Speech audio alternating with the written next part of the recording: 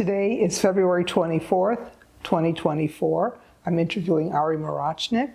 This is for the Generations of the Shoah Nevada collection of Holocaust survivor descendants.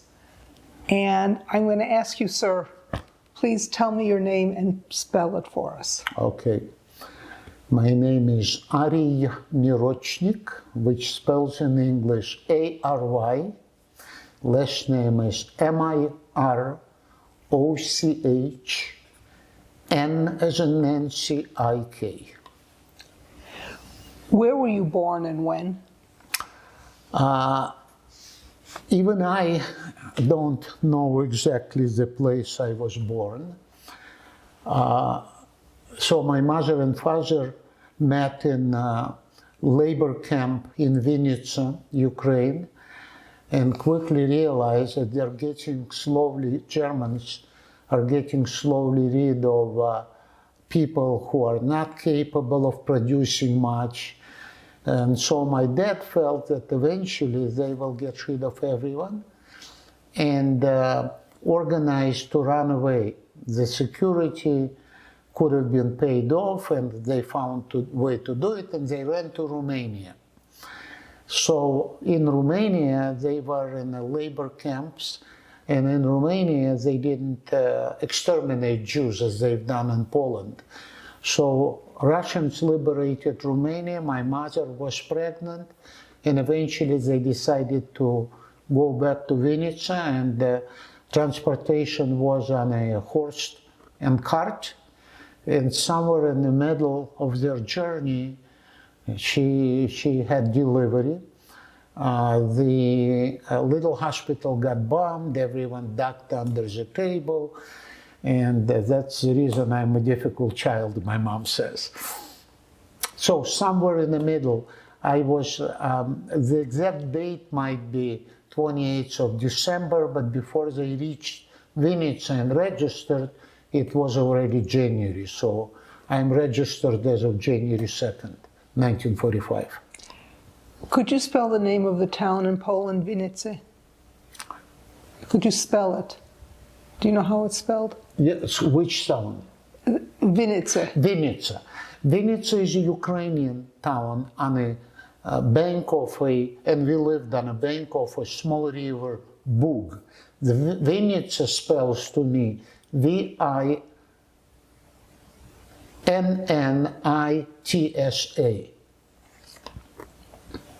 And I'm not a good speller because I never went to school here in USA. We'll get back to your town because it has quite a famous story to it, but we'll get back to it. Do you know why your parents picked the name Ary for you? Maybe the war, I don't know why. Well, first of all, my dad didn't have any education in Russian. My dad was from a small shtetl, and he went to yeshiva, so he used Yiddish. So they were religious, but religion was against the law. So maybe because Ary is a Jewish name, but I don't actually know. Usually, somebody who is born named in honor of somebody. And my dad never talked about his family. I don't know much about his family except that he was married, had a daughter and a wife who lived in Vinnytsia. And when he finally, he was drafted into army, his army surrendered, he ran back to Vinnytsia, they were killed by the time he came back by Germans. And that's the part of the infamous history of Vinnytsia. Eventually, when my dad decided to save the lives, and that's in that labor camp, he met my mama, and he and a lot of his relatives, and he said, "Hey, they're going to kill us all." And relatives said, "What are you talking? We are working, they feed us, everything is okay." So he ran away with my mom and her mom, my grandmother. By the time the war was over, all these relatives were exterminated. What was your father's name? My father's name was Semyon, but the true name was like Tanhan. Everyone was changing Jewish name into some Russian-looking, sounding names. And it became worse and worse as time progressed because the discrimination, anti-Semitism after the war kept growing. What did your father do for a living before the war, before he was drafted? He was, my father only had 4 classes of education, and all of that is in yeshiva. When he counted, it was in Yiddish. He knew Hebrew, so he wasn't highly educated. He was, and besides, he became an orphan, meaning his parents got persecuted and killed when he was the age of 13. So he had to take care of his 9 years of age sister. So he made money helping in the market, and he became laborer. And then he was drafted into army. But very few Jewish people, before the war, one has to remember that before the revolution, Jews were concentrated in small little shtetls, and not many were allowed to live in big cities. So my father came from that little community. They all came eventually. They got the freedom of movement, but at the time of Soviet Union, no one owned anything. You couldn't decide to rent a flat. You got the flat which was assigned to you by government. So what was he doing before the war, I do not know. But I know obviously he was some kind of a marketeer to make some kind of a living. What was your mother's name? My mother's name is Claudia, but her true name is Heike. But that was too Jewish, so she became Claudia.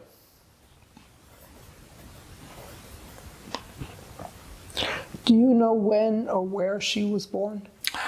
I believe she was born in 1924. Nevertheless, in paper, after the war, they all had to recreate papers. And somehow her birthday was in 26, so I think she was born in 1924. Where? I believe in Vinnytsia. Did she do any work before the war?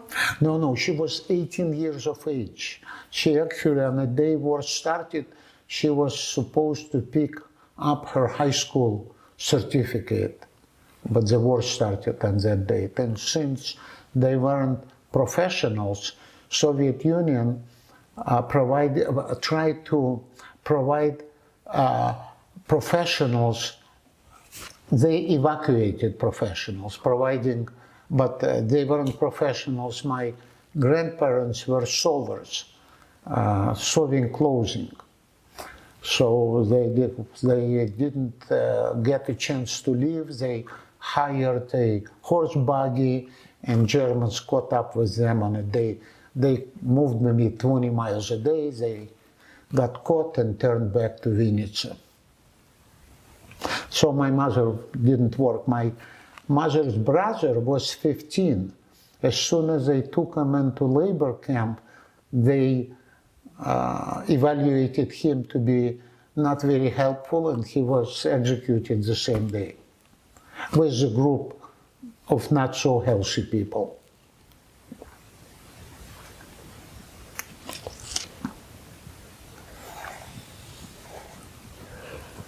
You told us a little bit about their Holocaust experiences. Is there anything else you wanted to add about what happened to your parents or your grandparents? Well, obviously, I was a very small child, and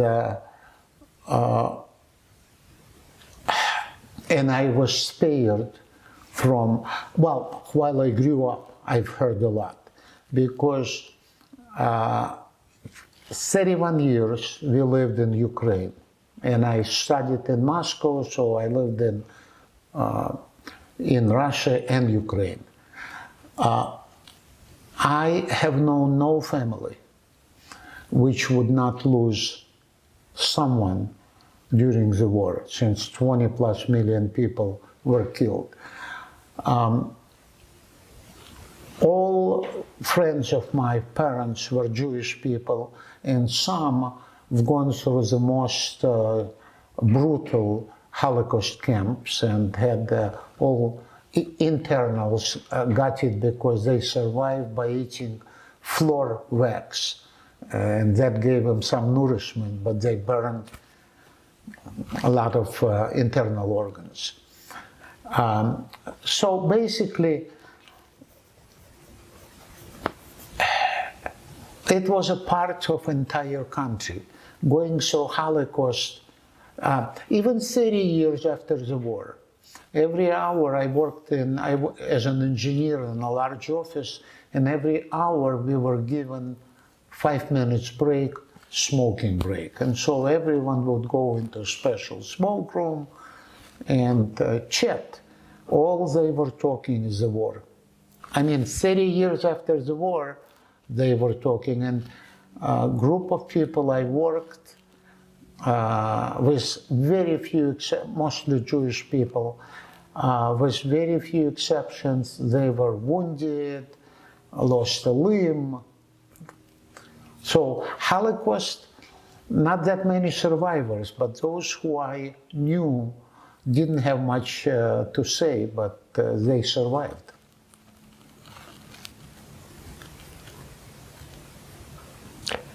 Were you ever, you yourself, ever under Nazi rule?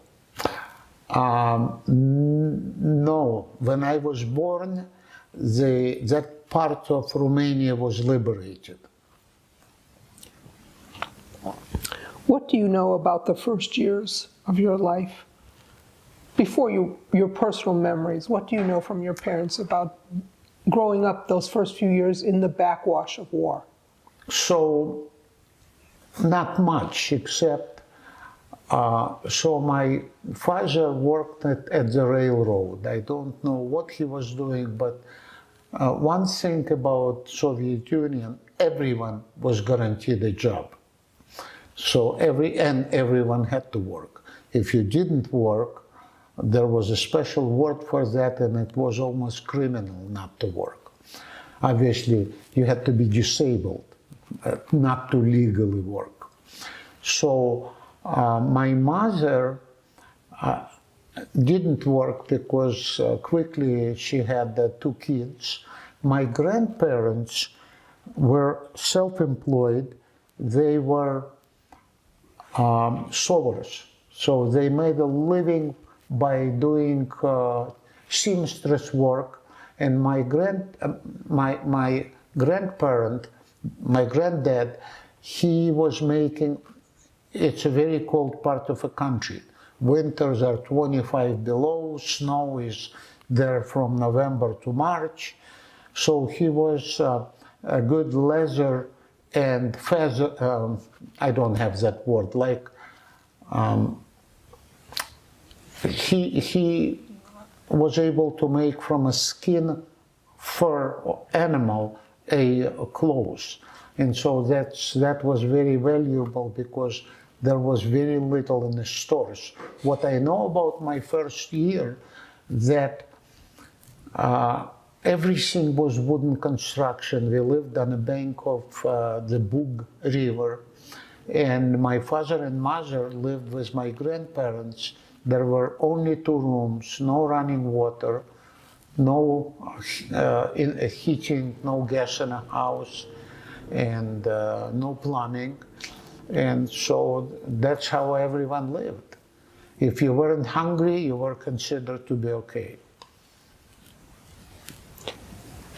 What are some of your personal first-hand memories from your childhood?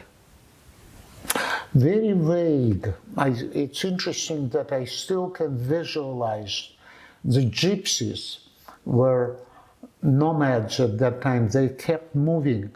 And because we lived on the bank of the river and water was important to them, they would occasionally settle a camp maybe half a mile to a mile away, and it's just a typical gypsy life. They were singing, drinking, and going to town and trying to get some money, usually not very legal ways.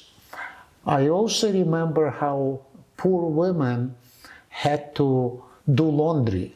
And for some reason, I remember like January, they would have to go to an icy river and cut a hole, and in that icy water do laundry. And usually lots of group of women were doing it together. I don't know why, maybe for safety reasons. Life was, I remember the toys we had, so I had a little sled made by someone, and that sled was, somebody pulled me, and I still visualize it. You mentioned you have a brother. Younger? My brother is 4 years. I was born in 1945. My brother was born in 1949. You also mentioned a few moments ago that your family had been religious, at least your father's family had been religious. What religious traditions did your family observe at home, and how secret was that? Every Jew of that generation was religious because they grew up in those shtetls, and everyone practiced. After the war, things changed, and so we still practice religion, but behind the closed doors. For example, matzah, they made it themselves. They made a dough, and I remember how they used a fork to put holes in. It was, every religious holiday was celebrated, but so quietly in a tight family, and as much as one can do it yourself, producing every religious things. And it was continued even in 1970s. It still was done. You couldn't buy anything Jewish and religious in a store, but gefilte fish, they made the best. You can't buy it here. These women did miracles. What was your favorite holiday as a child? Probably Passover, and we didn't have any, one has to remember, we didn't have any Christian holidays either. Even Christmas was converted into a new year. So instead of being late December, like 25th, from the 30th of December through 10th of January, no one worked. And it was celebration of a new year everywhere. It looked like Christmas. It was a favorite holiday of everyone because we didn't work. There was plenty of entertainment, and it wasn't Christmas. But from Jewish holidays, the most memorable to me, Hanukkah a little, because there was Hanukkah geld for kids. Money. Yes, Money. because it was, every tradition was followed, but quietly. And Passover, because it was memorable, the way it had to be prepared. Matzah alone, to make it at home yourself, it's labor, a lot of labor goes in.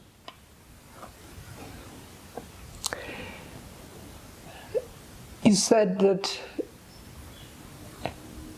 let me phrase this. Where were you and your parents when the war was over? What country? When the war was over, we were in Ukraine, in the city of Vinnytsia. Obviously, I was maybe 4 months. The war was over for Soviet Union on May 9th. So that's where we were, but I have very little recollection of that period. How long did your parents stay in that area? No one could move. You were, unless you're slowly, when Russia was rebuilt, your old building would be taken down and you would be assigned a new flat. And that was a very happy occasion, because anything new was better than you had. They stayed, but my father was in railroad business, and through some, who knows what, maybe bribery, he got an assignment to move to Kyiv, because main cities like Moscow, Kyiv, had a better delivery of produce. At least you could buy something. Cities like Vinnytsia, even 30 years later, didn't have the same food as you could buy in Kyiv. Not that you could buy a lot. I remember, so basically in 1949, when my brother was born, late 1949, my parents moved to Kyiv, Ukraine.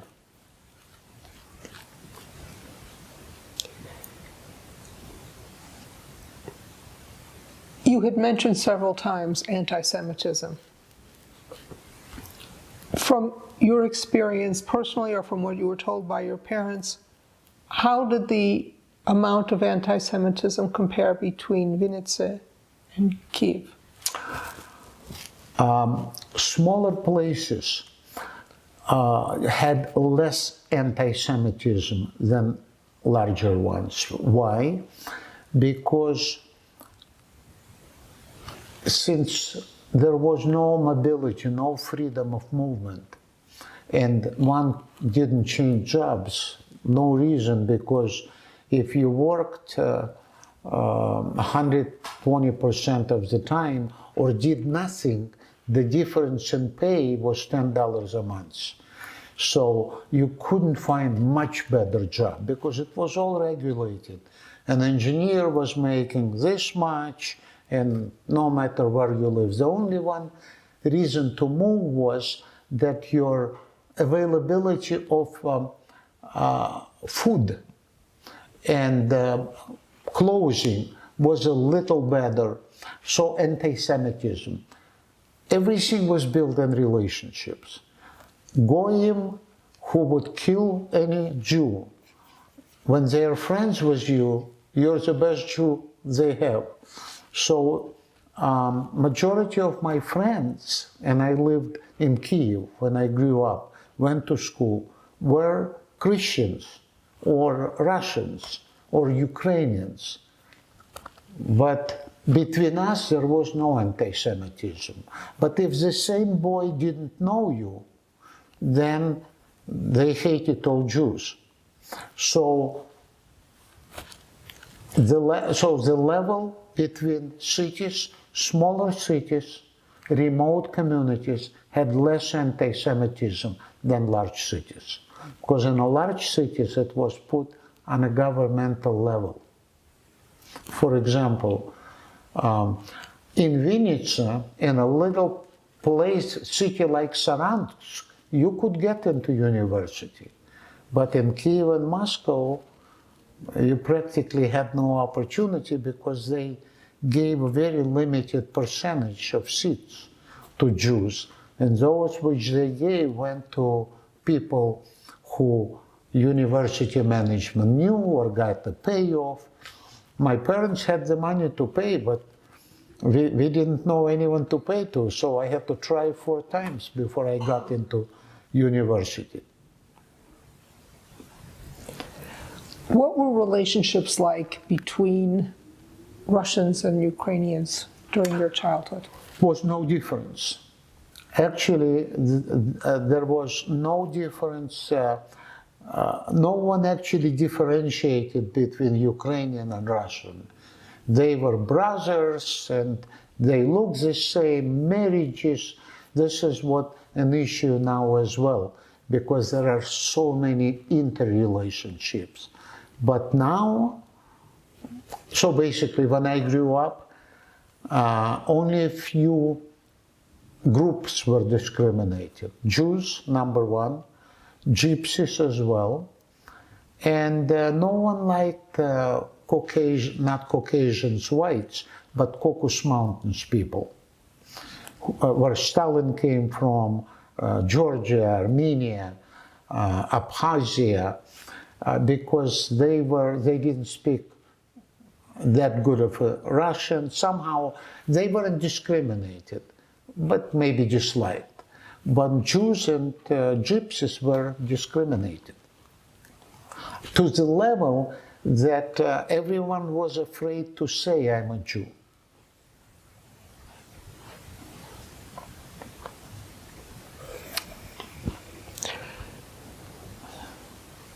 Given this circumstance of discrimination and dislike, can you tell us what life was like within the Jewish community in your childhood? So after the war, Jewish community stayed together because they had to move, because they always stayed in little groups. They didn't have promotional opportunities, but after the war, things started changing because somewhere in by 1954, like I lived in the city of Kyiv, 20% of the buildings still were bombed, whatever is left after bombing.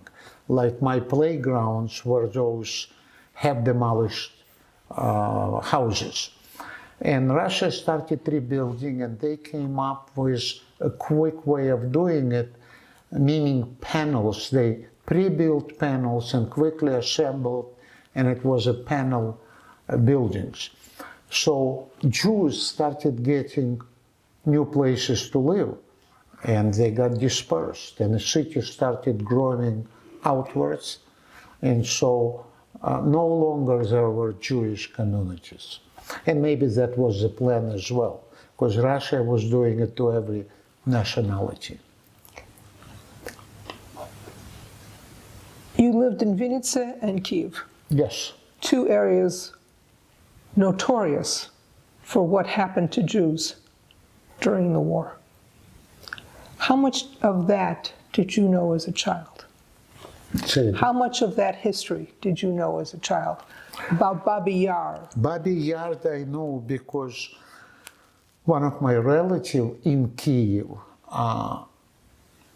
had a woman who survived. Actually what happened, they were killing people in layers, and she was young and she was wounded, and so bodies on top protected her. Overnight she ran away and survived. So everyone knew about Babi Yar, but since there was very few survivors, no one really knew a good story. It was a sacred place until 1960s, and then government decided to build something on top of a Babi Yar, and eventually it was destroyed, but then nature took over. There was some kind of a flood.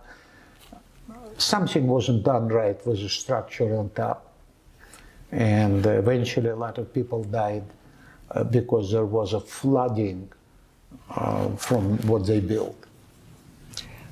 For people who are watching this, who don't know about Babi Yar, can you tell us a little bit about what happened there? Somebody, local Germans, decided that it's time to get rid of Jewish people in the city of Kyiv, and I don't know exactly why such a showcase was made. That's what I know. So very few survivors, and as a matter of fact, How did they kill them, please? There were no official documents which you could read in Russia at the time we grew up. It was only spread by rumors. A majority of killing were done by volunteers such as Ukrainians, and Lithuanians were one of the most willing to kill. What was the method of execution? How did they kill them? Machine guns. Machine guns, that's how that woman survived, because there were so many to kill that as soon as they fell into a ditch, they brought a new line and killed the new line. And they would kill those who mourned. But she managed to get toppled by someone and she survived. And they didn't cover because tomorrow they had to do another batch. So she was able to get out.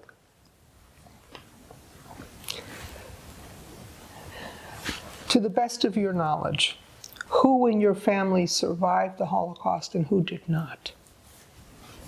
Say it again. To the best of your knowledge, because you said your father especially didn't talk much about his family, but to the best of your knowledge, who in your family survived the Holocaust and who did not survive the Holocaust? So my father's family lived in Vinnytsia, was a tight family, and completely was wiped out.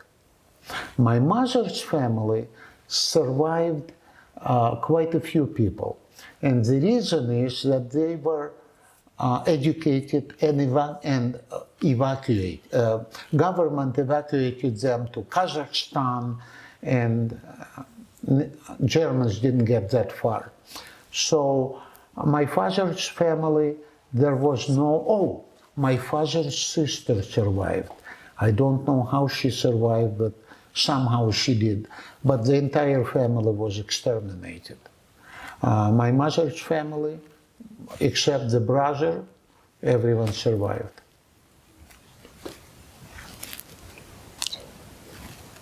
What can you share with us from your childhood memories about growing up in a communist system? Contrary to general impression that if you're poor, you're unhappy. And this is actually not the case.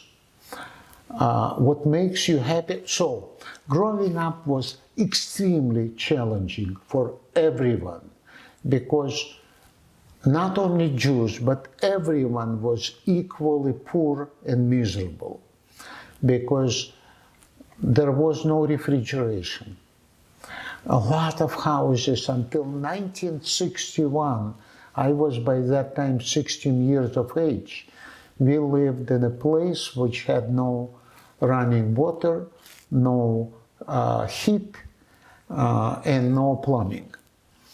And it's 1961. Obviously, no refrigeration. We didn't know such things exist. So life was challenging because every single day, a woman worked and had a couple of kids. So she had to go home, find something to feed her family. You couldn't get a packaged frozen food and warm it up in a microwave. I actually lived through that time and still can't imagine how these women survived and did it. And men did not help much, because men's job was to work, and men usually made a little more, maybe $10, $20 a month more. So basically very challenging. For Jewish people was a double problem, because the discrimination kept growing. It was completely open. If anyone knew you're a Jew, you would be told so anywhere. And if you came to work, you could only get work at some places where a lot of Jews stayed, and a boss was Jewish. That I finished college, and I found a job only because I walked into an engineering office and a guy in charge was a Jew. He was a communist, but he let Jews get the job. It wasn't maybe the most prestigious place, but it was paying the same as prestigious places did. So so growing up in former Soviet Union after the war was challenging for everyone. Every day one had to look for food. You couldn't save it for too many days. And clothing wasn't any different. I will never forget, my wife was able to get a very nice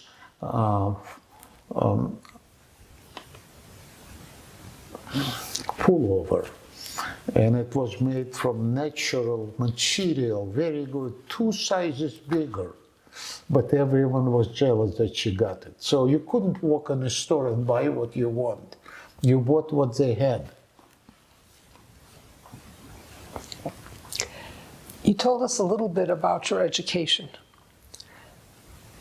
and some of the challenges because you were Jewish. Can you share with us what kinds of things did you study in the elementary grades? What did you study when you got to like the high school and college level? So education was good. We didn't know any other education. Everyone was treated equally. There was no track, somebody talented or dumb. Everyone was together. Every year, and I'll tell you, at the end of the year, there was a finishing exam. If you didn't pass it, you stayed in the same grade the next year. So you didn't move from third. Very few people, but it was a shameful experience because you had to stay with younger kids. The education was a responsibility of the parents, not the teachers. Well, teachers did a great job because no one went into any profession to make money. Everyone was paid very little. So it was a passion which moved you in. And we had 4 years of elementary education, and it was just general education, history, language, mathematics, arithmetics, and then 5th through 7th grade, we only had, at the time I graduated, only 10 years of education. So 1 through 4 elementary, 5 through 7 middle school, and 8, 9, and 10 high school. Everything in the same building. You didn't move to a different building. Everything was in the same building. Classrooms were like 30 to 35 people.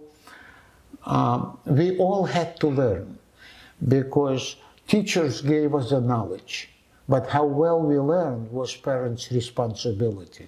So if we didn't do well, and we had a little notebook where teacher every day would put something how we've done, and we would come home and show to our parents. So accountability was there, and parents would be called to school if we didn't study well. So parents would put pressure on kids. They didn't want to be called to school. So actually, I found education to be on a very good level. Was all the problems. You couldn't choose any class, and even at the university, everything was prescribed. If you took mechanical engineering, there would be a track taken by every mechanical engineer. If you took liberal art, obviously you didn't specialize in mathematics that much. And what was your aspiration? I wanted to be physicist and mathematician.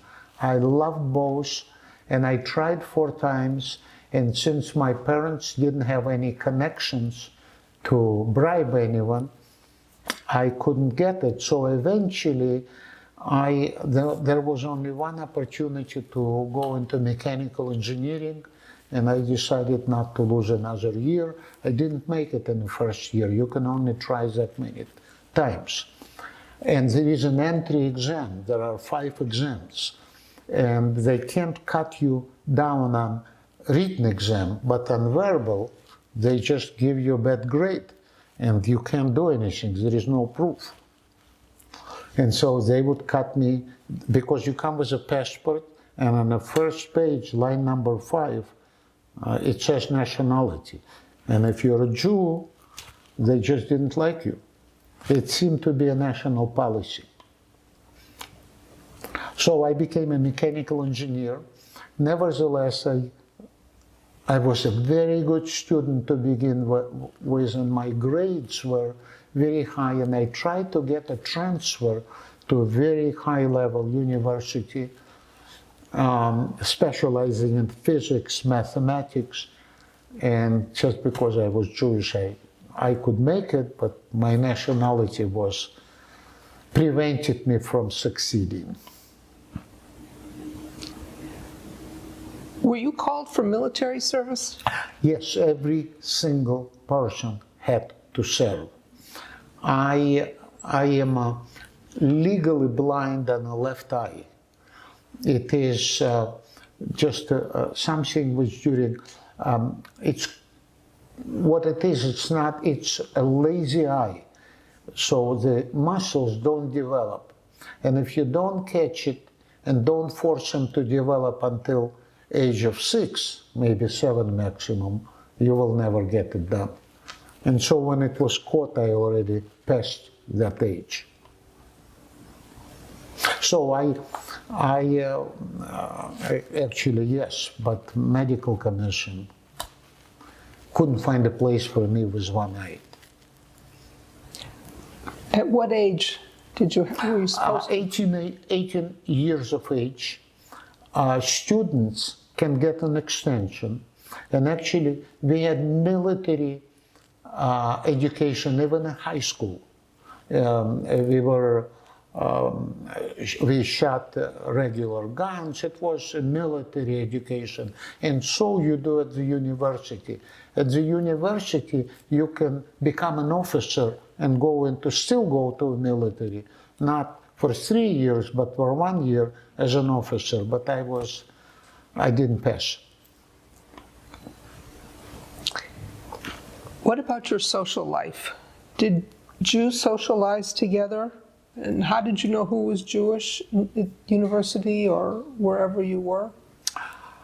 Jewish people knew every Jewish person in the neighborhood because it's a common thread, and besides being discriminated, to stay together. Then my parents had a circle of, we had one relative, the woman with an interesting history, whose friend survived Babi Yard, and had a lot of friends. They all were Jewish. They all were similar. No one was university education. I am actually first educated in our family. And they stayed together since there is not much social life. Yes, you could go to the movies. The cost was 50 cents to go to the movies, and so is the theater.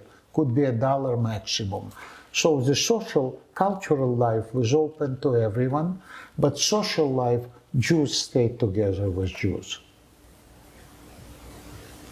The other problem is that Jewish people drinking was a big problem in Russia. And workers were paid once a week because they would drink their salary away if their wives didn't catch them. Jews didn't drink.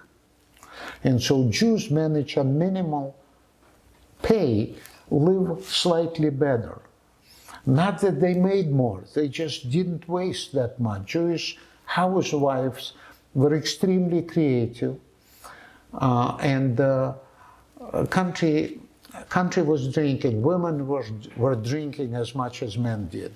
So since Jews did not drink that much, they were living better, and that created a lot of jealousy and hate as well. So they stayed together. How did I know who is Jewish? 90+% I could look at a person and tell them they're Jewish. Somehow during the war, entire Germans and mostly locals got an eye how Jewish people, something about their eyes, their expression, that I, in 90% of the cases, could tell you I didn't look like a Jew, but my family looked Jewish. So there was something to the facial expression, to eye expression, which you could almost read and know this person is Jewish. What, if anything, do you know about German prisoners of war that were kept in Russia to rebuild? A lot. Not personally, but so I didn't make into army, but my brother did.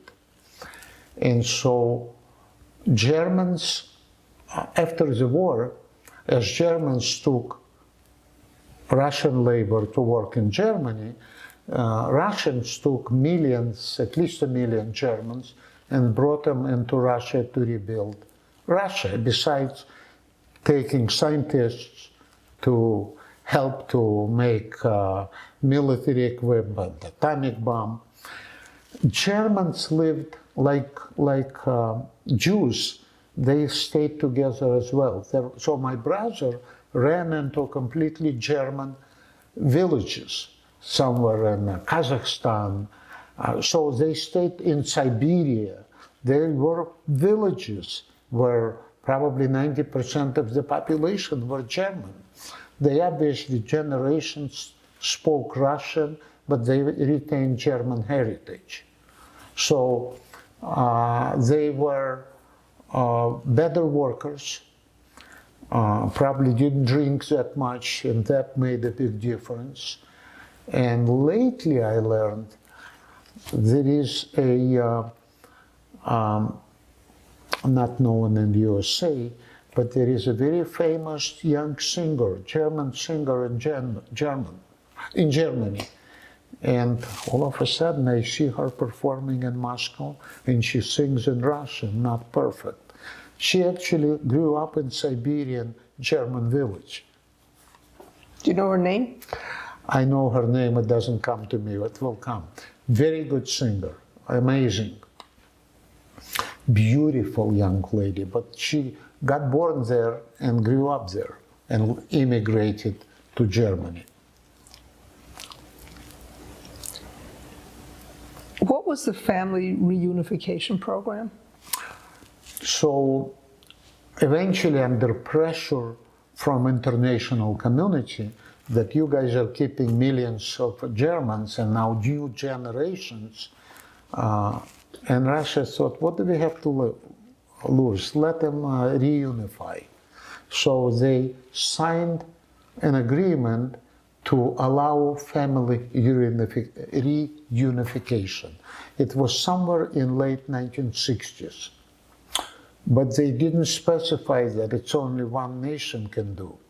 And Jewish people, being very entrepreneurial, said, why can't we do it? If we have a legal document that we have relatives somewhere else, we fit.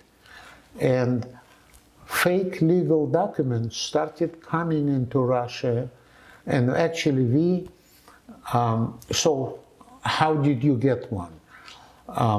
People started living in late 60s, Jewish people. German left and they let them do it.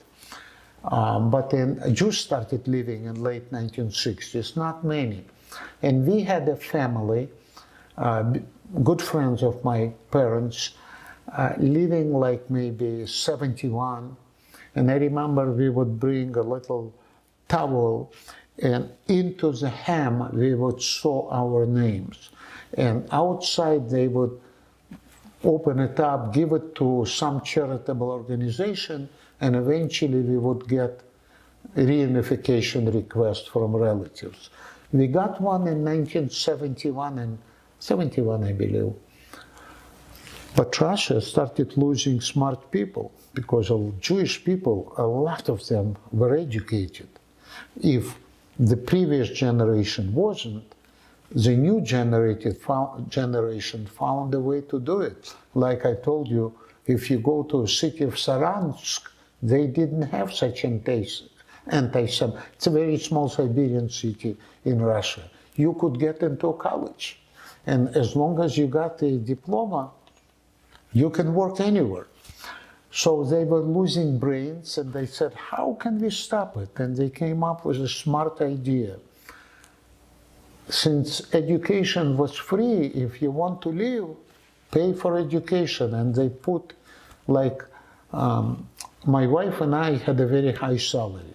And a high salary was $2,000 a year. Because a doctor might make maybe $1,500 to $1,600 a year.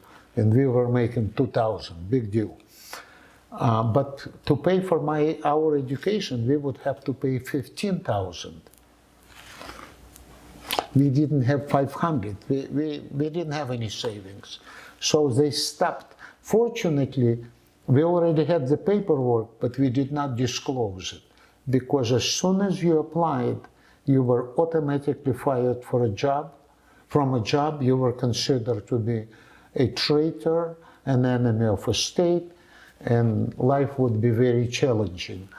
We didn't. And in 1975, that requirement was dropped off, and we got another paper from a rich aunt in Philadelphia who just wanted to reunify with us, and that was the basis for us to apply again.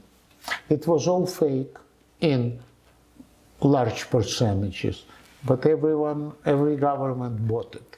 So we were allowed to leave our parents, grandparents home and go and reunify with aunt in Philadelphia. When did you first try to get out of Russia? So I applied first time in 1971. I didn't apply, I received the paperwork. The requirements to pay off education came up before we disclosed paperwork. And so we sat on it for 4 years until Russia dropped the requirements for paying off for education. So the second time we got another set of papers and applied in 1975. At that time, Soviets were doing everything they could to slow down, and what they did, they would find some work on a military project. So you were in the army and less than 2-3 years passed by. So you would apply, you would lose your job, source of income, and they would reject it. Those people called refuseniks, and sometimes it lasted 6-7 months. It was a terrible time. We got lucky. So we applied, and I came to a local KGB office to disclose my paperwork. And as I said, on a personal level, there was no anti-Semitism. It was on a national level, on a governmental. So everyone hated a Jew except the one they knew.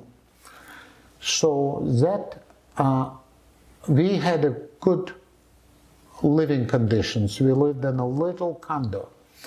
And so the KGB had a chance to get those flats. So she looked and said, hey, she was about the same age as us. Russian woman, young woman under about 30 years of age. She said, okay, I'll close, I want to see your place. So it wasn't too far, we walked to my place, we had lunch, she got drunk, and we became friends. And so she pushed my paperwork, like my work, in order to complete the process one of the requirements, you had to get a reference from your workplace. But your workplace had no, you were enemy of a state, had no obligations to give you that paperwork. So all of a sudden you're caught. You need a paper, but they don't give you, and you have no way to do it. But she would call them and said, hey, give them paperwork. And all of a sudden we get it, because everyone was afraid of KGB. So we didn't have much of an issue. And then, again, a lot in your life depends, accidentally happens. So we thought we will wait like everyone else, like 6 months. And we sold everything we could, and we're ready to move. All of a sudden we have a call to be tomorrow at 11 o'clock at the office of KGB. We showed up, and they don't look at you, and you have 20 days. In 20 days you have to leave. And you're allowed to exchange 100 rubles per person. You have 1 suitcase per person. So we had a relatively easy departure. It wasn't easy, but comparing to others, it was. So we left, and if you don't leave in 20 days, you're stuck. You don't have a permission to leave. So we were able to do everything, and with $355, 3 suitcases, my wife, me, and our 8 years of age son, we ended up in Vienna, Austria. And that's how far we could go. We had no visa and no destination. While you were still in Russia, the Soviet Union, how much did you know about efforts on behalf of Jews in the United States to help you? We knew through rumor mills, through somebody who left before, who had a relative somehow connected with them. And besides, all the paperwork we got, that my aunt in Philadelphia paperwork was done via help through Jewish people and agencies outside. When we landed in Vienna, we had no place to go, but there was Hayas, a Jewish agency, who found a place for us to stay the first night. Eventually, they came up with it was a land program, but no interest. Like $196 a month we were getting per family. So we've been supported, and we knew in Russia about that too, because otherwise we wouldn't be able to live, because we knew we have no place to go. Okay, before we move on from Vienna, I want to stay in Russia for just a couple more minutes. How was the United States presented to the Russian people when you were growing up? Presented as a jungle that no one cares about anyone. Life is very difficult. Black people are being bitten by dogs and batons. The information was controlled. There was an iron curtain. The radio station blasting into Russia were jammed. So we would listen to them, but it was a jammed we didn't have good information. Information came from Soviet Union, how bad it is anywhere but in Soviet Union, how good it is here. And but through rumors, but educated people could say, for example, I would say, if it is so bad over there, and it is so good over here, why are we not allowed to go and even look? We couldn't, the movement was controlled. Even if in Soviet countries such as Romania or Poland or Hungary, we couldn't go. So basically, information was skewed, but we knew that it couldn't be much worse than the country we live in. How was Israel presented to the Russian people? Israel was a good place for Jews, and everyone wanted, a lot of people immigrated to Israel. At the time we were living in 75, 76, Israel was going through a challenging place with suicide bombers, buses being bombed, wars.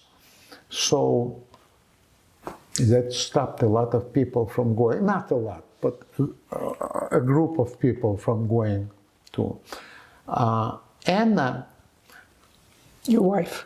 my wife Anna, her grandmother had 8 or 12 siblings. At that time, Jewish people had 8 to 12 kids. One of them, of her brother, was able to live before revolution, was gutsy enough. Everyone was able to live, but not everyone was gutsy to change everything, and he went to United States.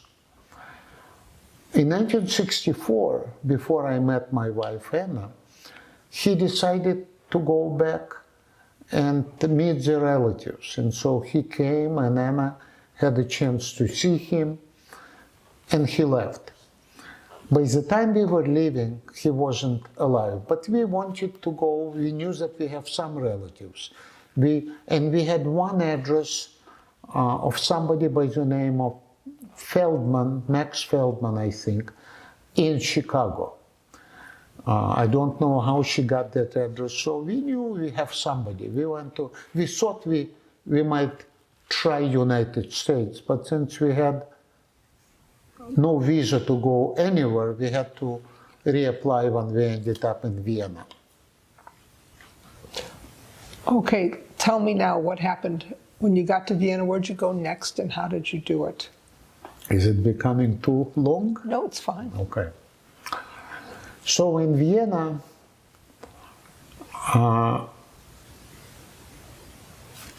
we came from a bad place, but the first night we had to be somewhere placed, and there was somebody, we'll never forget, Mrs. Bettina, a Jewish woman who ran a series of whorehouses in Vienna, probably 20 of them. Well, little we knew, we didn't speak German.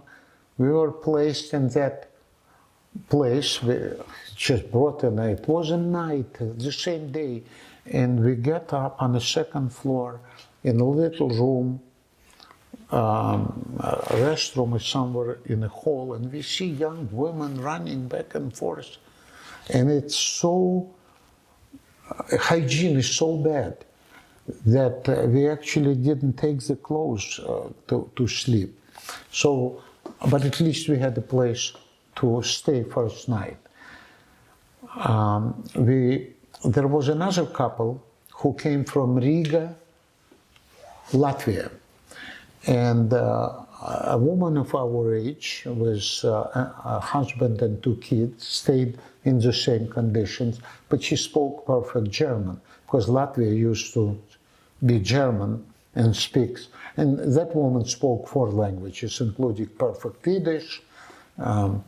So I don't know how, but through the same Hayash, next day we were moved into rooming houses, like 22 rooms upstairs, kitchen downstairs, and it was a great condition. But that's the beginning. Basically, the first night we thought, what in the hell did we do? This is like a farmhouse. But we didn't know that's what it was. What else? So we applied, with the help of Hayash, we applied to multiple countries, Canada, Australia, USA, and on a second or a third night, we've never seen a synagogue. So we decided to go to visit a synagogue. Finally, we had a clean place to stay. That friend from Latvia had pots and pans. She had better information. Her brother went before, so he told her what to take, because you need to cook on $190 a month. You can't go out. So we went to a synagogue and ran into a group of American tourists, mostly Jewish, by the synagogue, and they found out we are from Russia. They turned their back to us, and we spoke a little Yiddish. We couldn't communicate much, but Anna showed, eventually we did. And Anna showed some address book name like Feldman in Chicago. And so after Vienna, Austria gave us 30 days refugee status, and 30 days we had to leave. And so again, through hires, through their help, and at that time, to be Jewish was even dangerous to travel in Europe, because as it was, buses were bombed in Israel, they could have been bombed there. So they provided some mafiosi security and in an overnight train, and we didn't get to Rome. We were taken off in a station before and to buses, security-wise, and taken to suburbs of Rome where we had to find a place to live. But there was a lot of immigration community who rented places. So eventually one flat became available, like 4 rooms. And so I was the first to take it, and it was like $180 a month. So I subleased to 2 more people, $60 a month we paid, and we still had $130 to live on. So in one room we kept free because we had a little room to get together, and life became great, and we were waiting, maybe somebody will give us visa. After about 3 months, all of a sudden we receive a letter from Max Gendelman from Milwaukee, Wisconsin. And he's the president of a company, and he gave us an invitation, whatever that means. And we were called into American Embassy, we processed paperwork. We had no idea who that person was, but he was a son of my Anna's grandmother, brother who left. So eventually what happened, a woman who we met at the synagogue came back to Chicago, opened White Pages, saw 800 or 1,000 Feldmans, and she kept calling. And eventually she got one person. We never could find her because we didn't know her. So she got to Max Feldman from Chicago, and she described she ran into somebody who is looking for Feldman. He said, those might be my relatives, but he was frail, old. So he went to Milwaukee to his nephew and said, you gotta take my relatives. And the nephew did it. And we ended up, after 4 months, we got a refugee visa to the United States, and we flew to New York. There was a bombing, and we were supposed to have a connecting flight to Milwaukee, but there was a bomb threat in Kennedy Airport, so we were placed in a hotel overnight, and in the morning we made to Milwaukee. When was this? It was February 3rd, 1976. And on February 4th, we landed in Milwaukee. How were you treated by your new American neighbors? So those were true relatives, but we never communicated. They didn't know about us, we didn't know about them. But they were nice, and a wife of that brother, the relative, still was alive, but very old. So Hayes rented a hotel room for us. And it was great, by the way. We walked, it was one room, refrigerator full of food.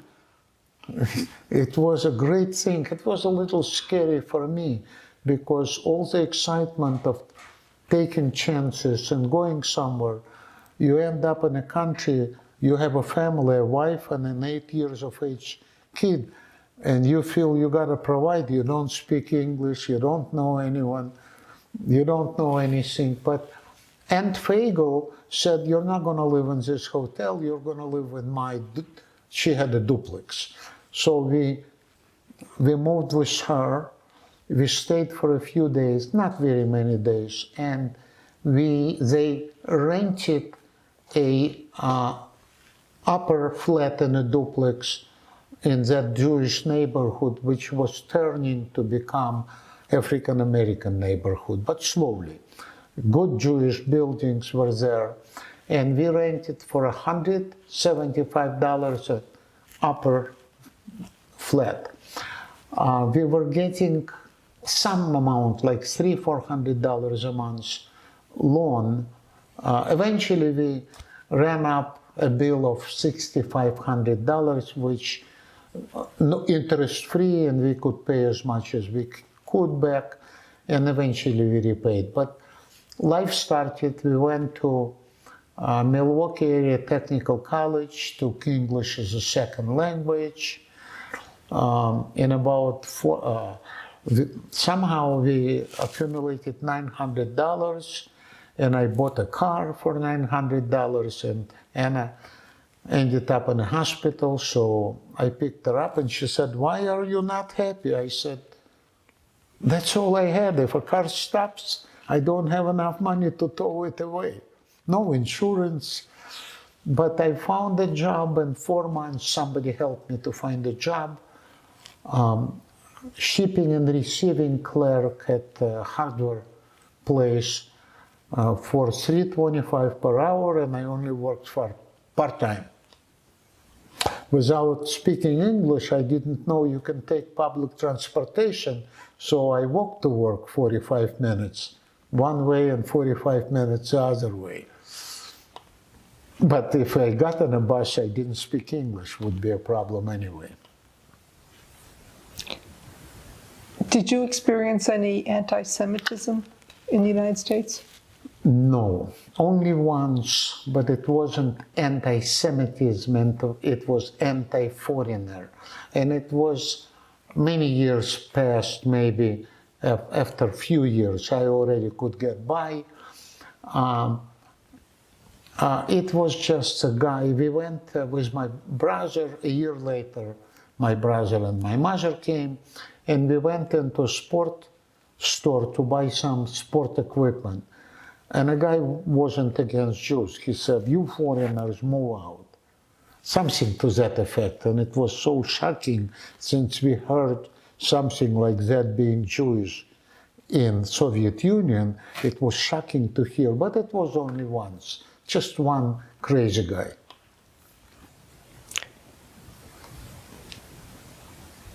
What happened next to you professionally?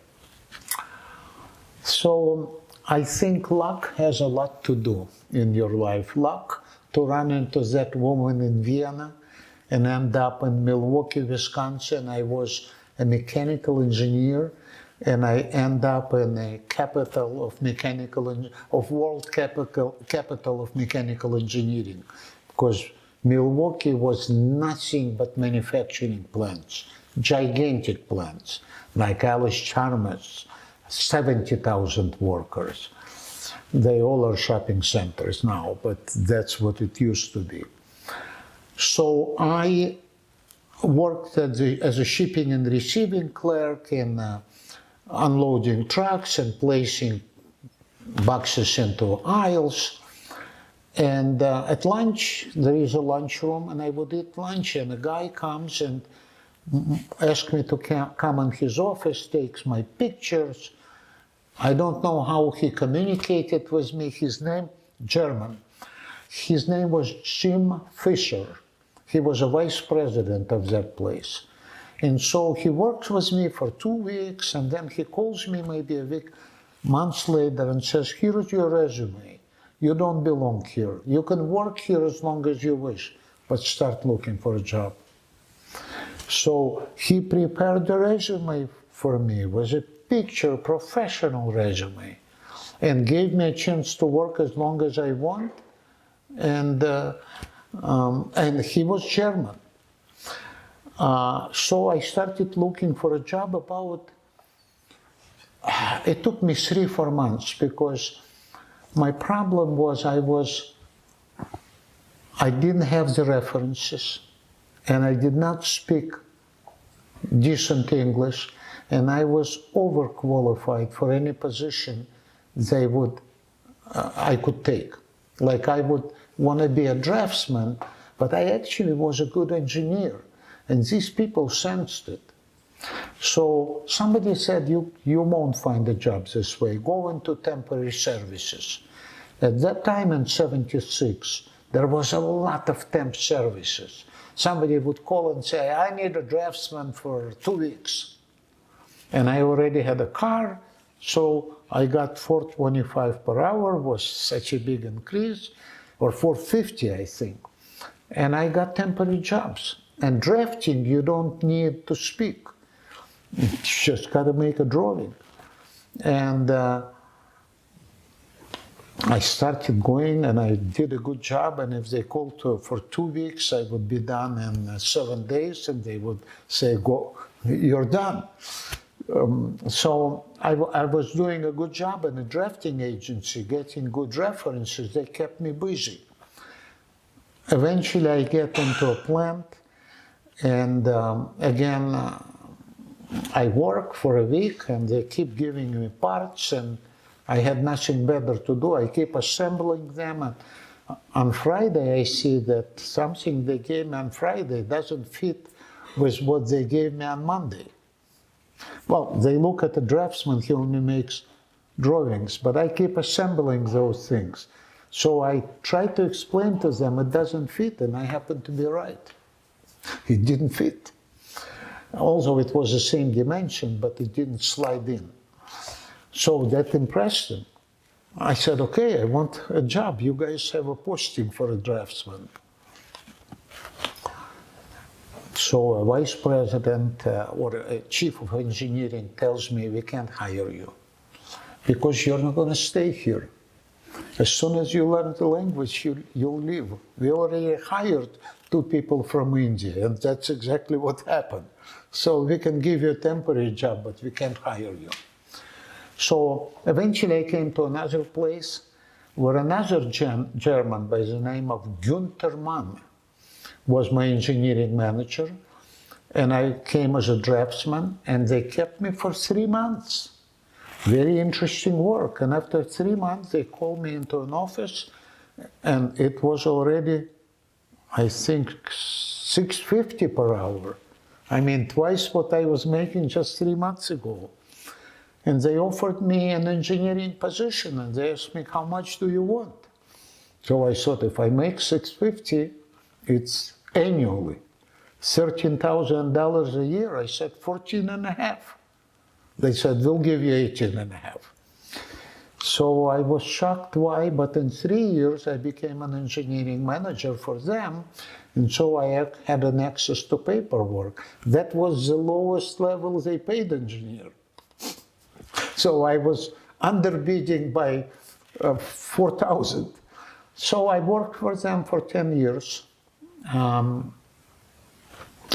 It was predominantly German company, mostly scientists, very, very good company, very progressive, and they treated people like supposed to for what they do. They were black people,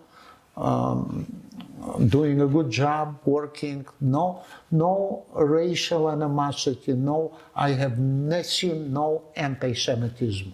My boss, Günther Mann, said, we're going to prove to everyone that a Jew and a German can do good work. What was the name of the company?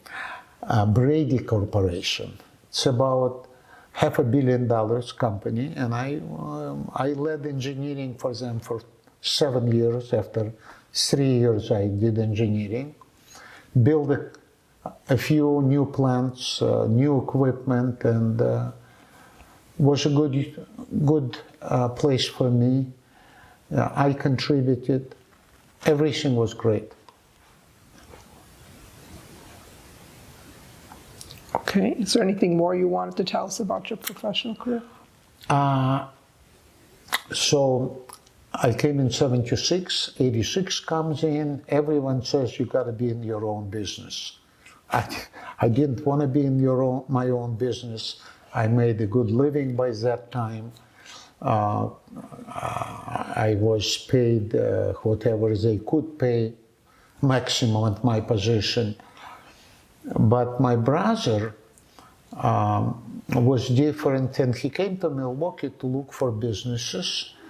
And I kept driving him around, none of them he liked. And eventually bankers started, so I would go to bankers. Bankers started approaching me, inviting me out and asking me to buy a business. Obviously all businesses didn't do well, had obligations, and somebody had to take the loans over. And I impressed them. So eventually they talked me into, and I didn't have money. Maybe I had $1,000.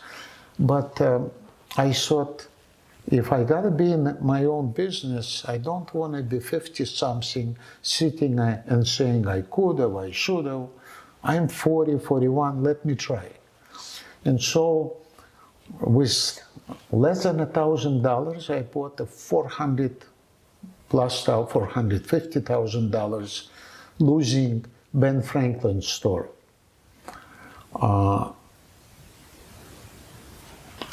And everything else, bank provided and an owner provided. And I had to sign all I owned away, and they took everything but my wife as a collateral. And in the first months I realized it's not for me, but it took me 10 years to get out. Because you have obligations. You sign lease, you gotta repay tremendous loans, you have 30 people, employees, but somehow I survived, repaid the loans, and in 10 years I sold it all out. But then I got into, so then I thought I'll take a rest, and the same guy who brought us to this country, his place where he had a business, which changes went out, was not doing well, and he bought a sign factory. A sign factory was closer to mechanical engineering, and they made outdoor signs like Target signs, not Walmart, but Boston Market and Einstein Bagels, every single one I made. So he asked me to take it over because for 4 years he's losing money. And I came, he said, spend with me a month, see if you want to do it. And for $100 down payment, I took all his loans and stayed another 3 years.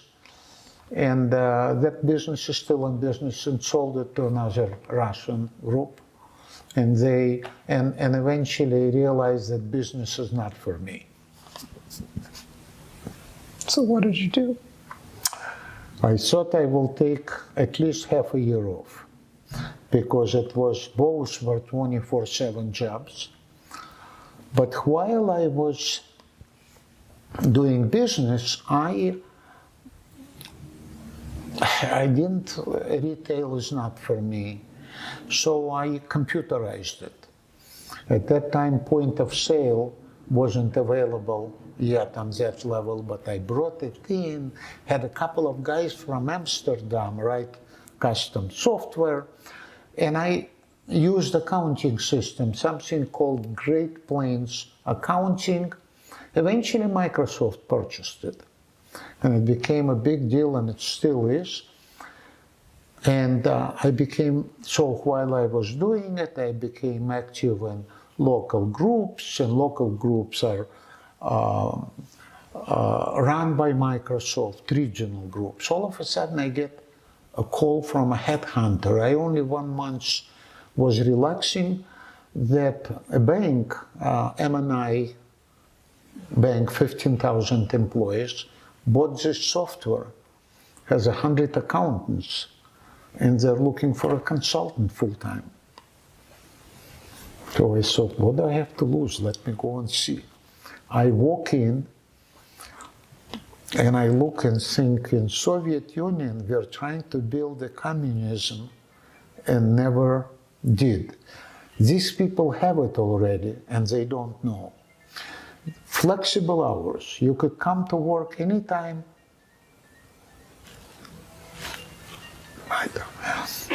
My telephone now. You could come here anytime between hours 6 and 10, and you can leave anytime after 2. Food is provided.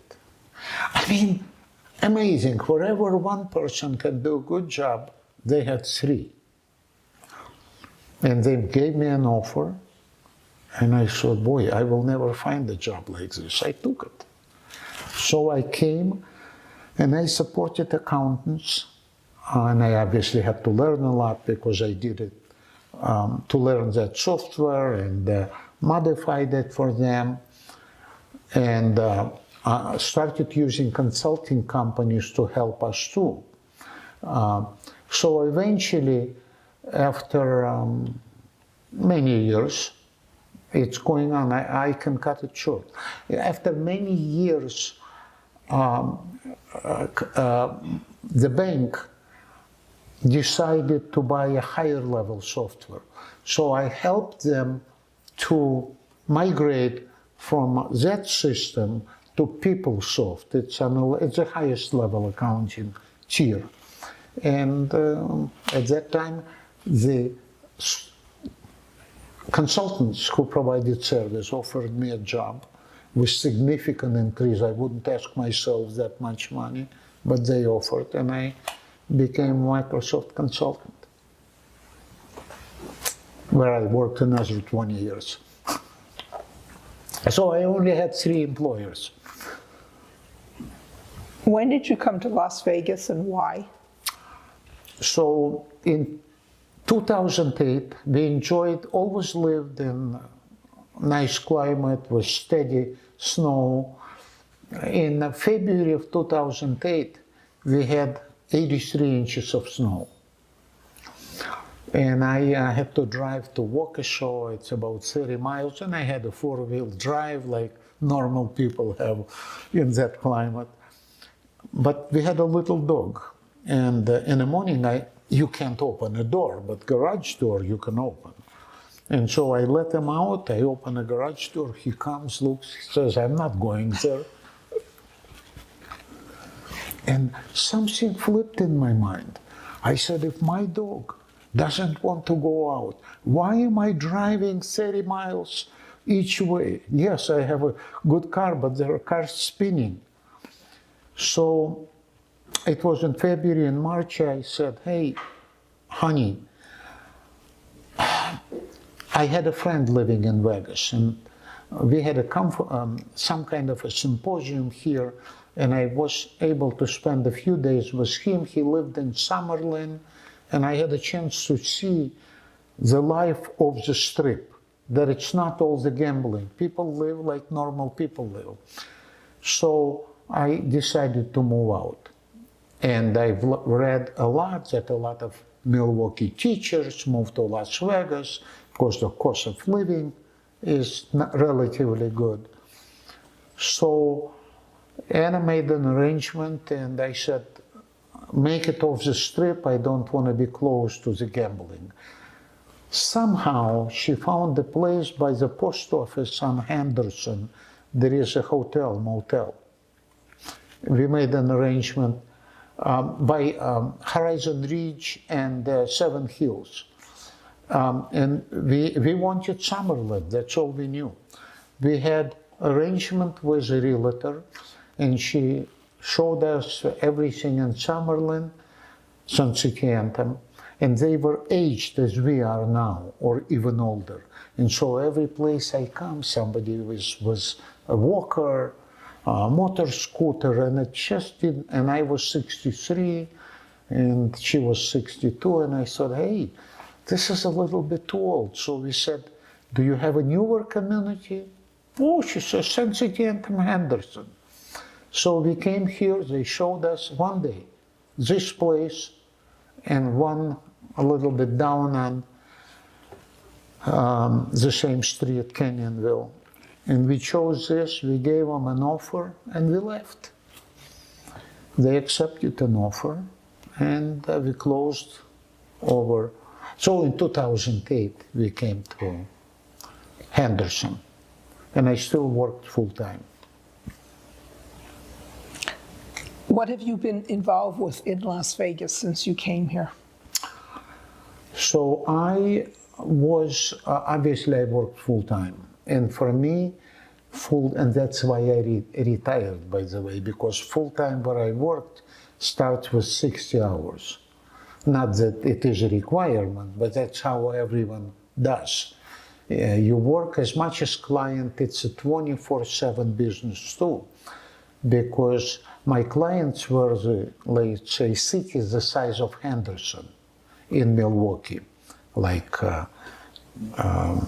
Germantown, Ozaukee County, the same size. If I come and take the accounting system down, tomorrow you cannot get a dog license. And on Friday, your people don't get paid because they got payroll. So I worked, and I got involved with Jewish community. Finally, I became Jewish. So I joined Havara, became friends with, my friends are Jewish people, started learning a lot. Worked in one club. But then in 2012, I ran into someone by the name of Esther Finder, and she was looking for somebody to film Holocaust survivors. We still had quite a few. And we can cut this out if you don't like it. It's okay. So I ran into Esther Finder, and she was looking, and I said, and I started thinking, I cannot take 60 plus hours a week every week. I gotta get out, but I had no other passion but my work. I gotta find what to do, and I thought this would be a great thing to do. And I joined SCA TV. At that time, it was Channel 99. SCA is Sun City Anthem. Sun City Anthem. Sun City Anthem had a television station called Channel 99. And so Bob Passaro, who led that station, trained me. And eventually I started filming for Esther Finder, Holocaust survivors, and many others. And I realized there is life after work. So I said to my company, I'm retiring. I'm not going to work anymore. And they asked me to do consulting, and I hung in for another 2 years, and finally, that's it. So I got involved with TV. I assisted Esther to film to videotape a lot of Holocaust survivors' testimonies. Then I joined many other clubs, like tennis clubs and hiking club and Italian club, you name it. And I became a perpetual volunteer, and I'm still enjoying it. I just have a few more questions. I know we've been speaking for a long time. I did want to mention that some of the interviews that you and I filmed are part of the collection in the U.S. Holocaust Memorial Museum, so people can see some of your work there.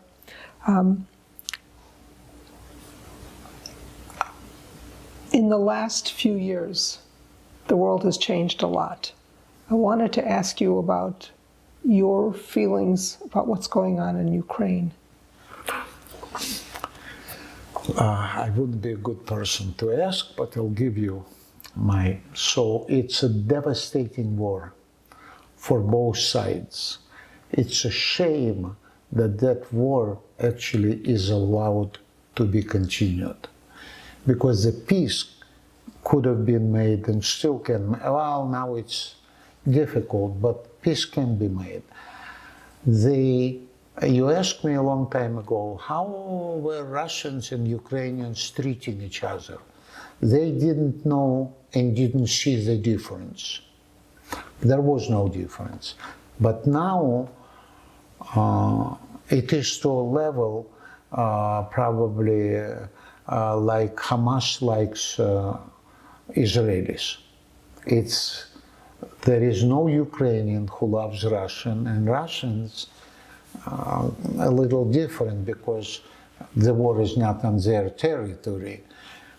So Ukrainians maybe not nice, but they don't have such bad feelings, because when you're invaded and people are killed on your territories, cities destroyed, it's even a worse relationships and feelings that Russians had against Germans. Very bad. So it's a just unnecessary war.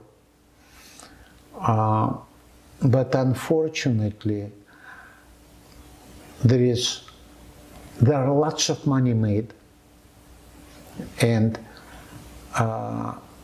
it's an interest of a lot of people. So, just a short summary. You might. No, please elaborate, explain that. That's quite a statement. So 2 years ago, in March exactly of 2022, there was a peace agreement that closed or reached in Turkey.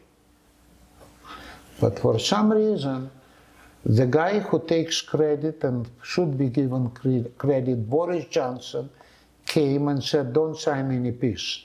We are going to give you all the military supply, you're going to win. And so, the agreement was that Russia would retain less territories than they had even before the war. But, and it is a known fact, it's not a rumor.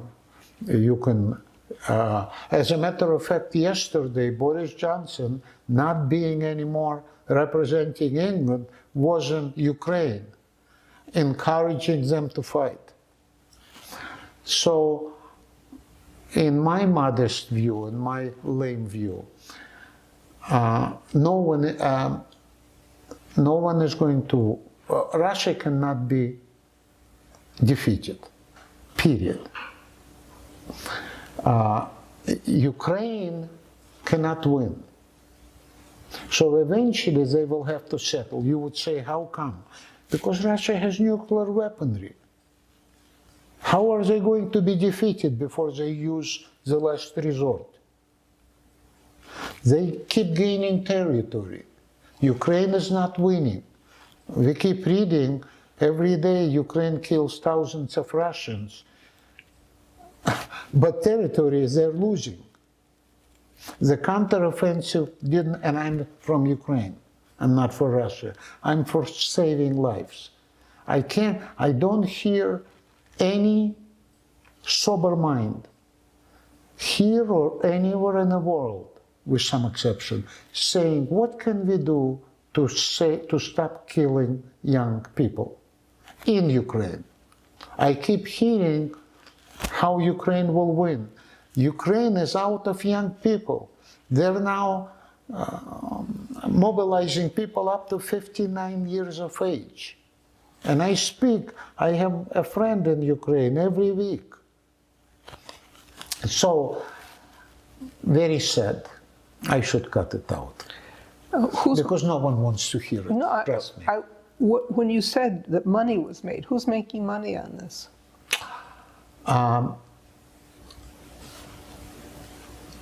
Industrial military complex is not only what we think bad people are industrial military.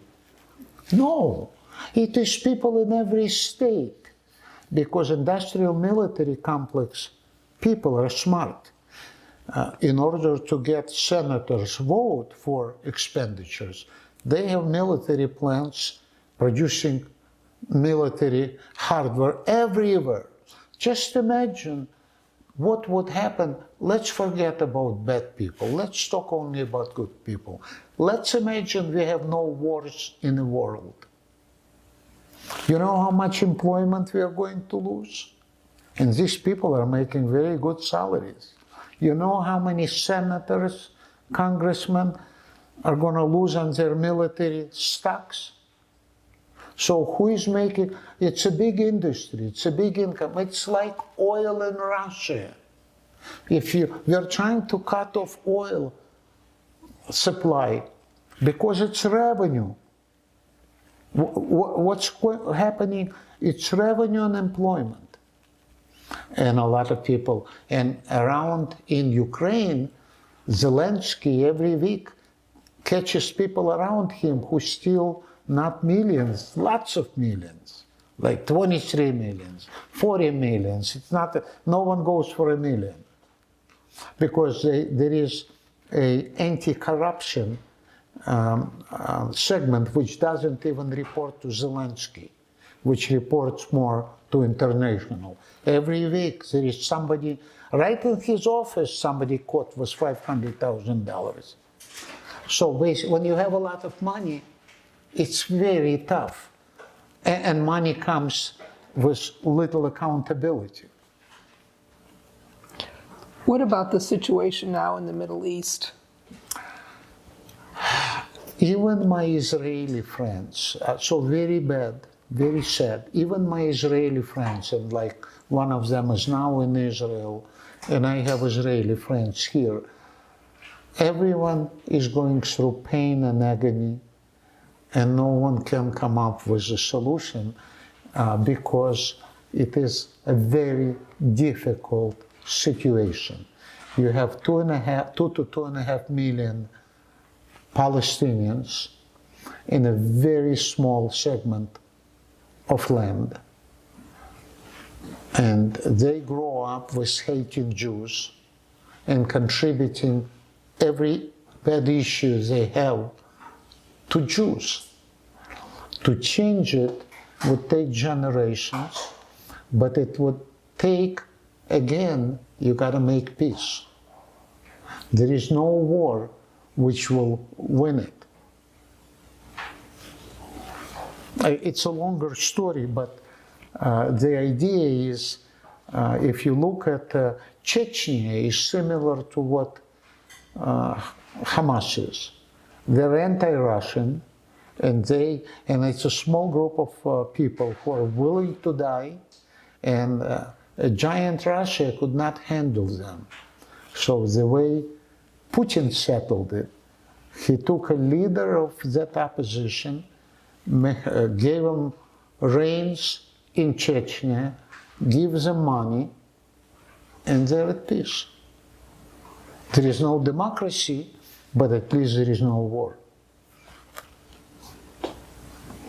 I don't come up with conventional solutions. You gotta find the same and work on education and making their life better and generationally change that hatreds. My last question. What contributions would you still like? I'm sorry. 2 questions.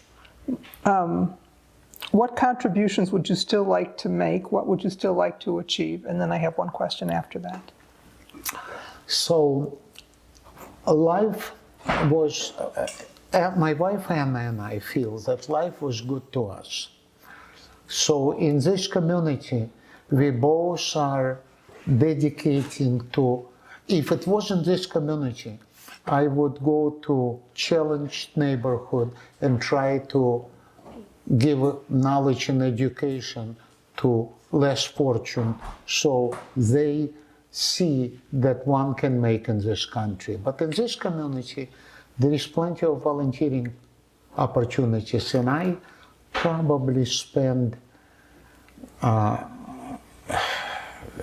20 to 50 hours a week doing it. And I like doing it.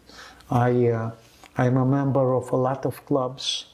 Now there is an election committee, election season at San Anthem. So I am helping election committee. So basically volunteering, providing services, helping information to flow, making somebody's life better. Now for my last question. Looking back on the sum total of your life, how do you think the Holocaust impacted you?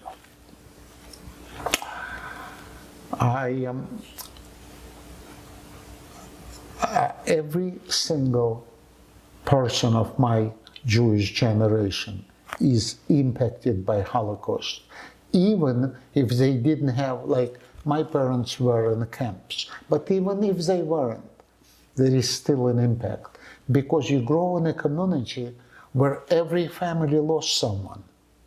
Some families, like my father's family, is completely wiped out. It cannot be without consequences. Then the anti-Semitism, which after Holocaust era, so Holocaust is gone, they stopped mass killings of Jews, but the anti-Semitism kept growing. The cases which Soviet Union wasn't that anti-Semitic until the war. But after the war, a lot of Jewish professors, entertainment, doctors were made public cases as criminals and put to death, and there are lots of famous cases of high-level educated Jewish people being exterminated after Holocaust in Soviet Union. So it does impact you. How does it impact? I am sure we all have some kind of insecurity in us, although we live most of the life in post-Holocaust era. There is something almost in genes which makes you insecure.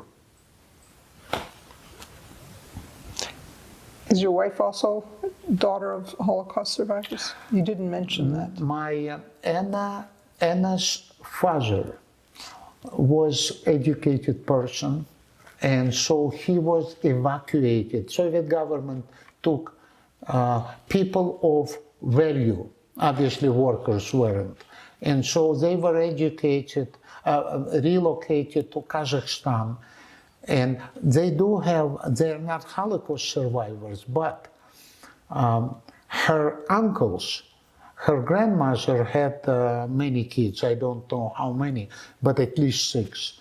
2 of her sons got killed because they were in the war. 2 or 3, so basically every family, as I said, no one got spared. Even though the family was given a safe place to live, but the kids were drafted into an army. This is Esther Finder. I thank you for doing the interview with me today. We are here in Henderson, Nevada, actually in Sun City Anthem. Thank you very much for speaking with me. It was my pleasure. Thank you for listening to my long story.